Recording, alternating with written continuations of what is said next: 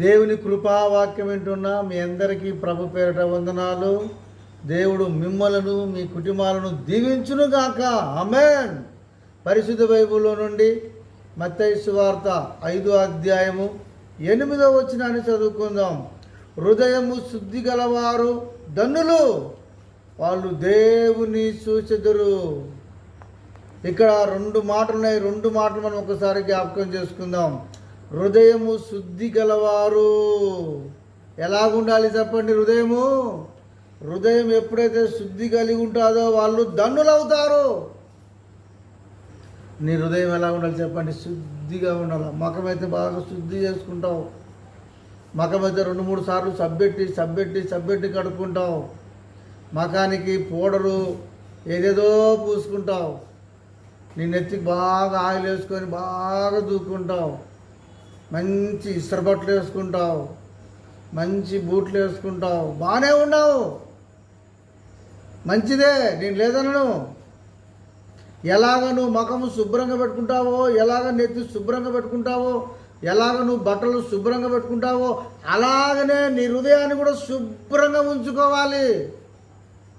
నీ హృదయము శుద్ధిగా ఉంచుకోవాలి. నీ హృదయంలో కల్మషం ఉండకూడదు. నీ హృదయంలో కుట్ర దాగి ఉండకూడదు.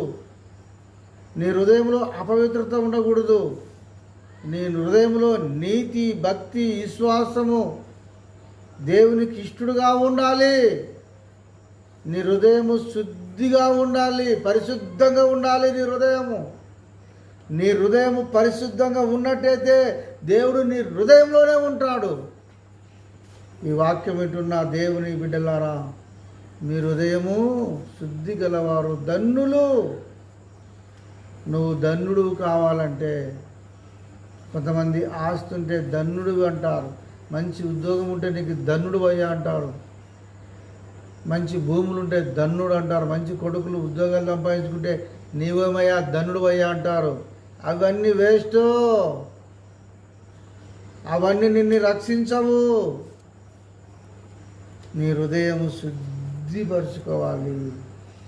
నీ హృదయం పరిశుద్ధంగా ఉంచుకోవాలి.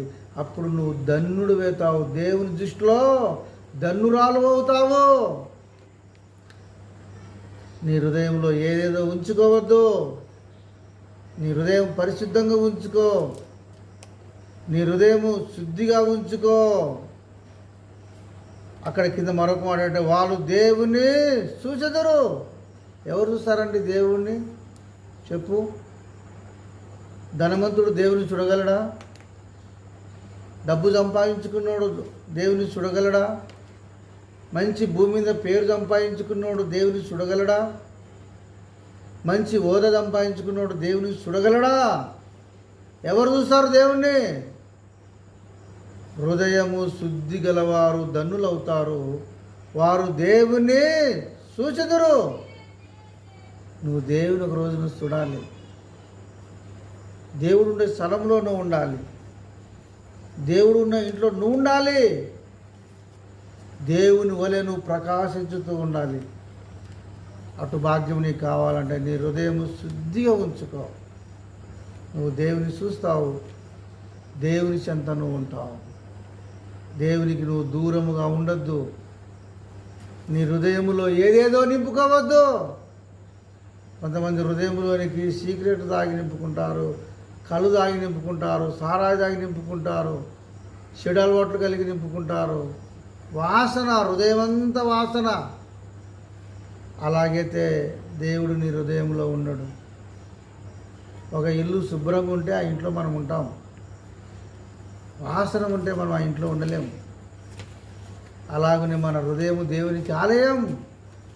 మన హృదయం శుద్ధిగా ఉంచుకున్నట్టయితే మన హృదయంలో దేవుడు నివాసము చేస్తాడు. మనలో దేవుడు ఉంటాడండి. మనం దేవుడిని చూస్తాము, ధన్యులం అవుతాం. ఈ 2 మాటలు దేవుడు దీవించును.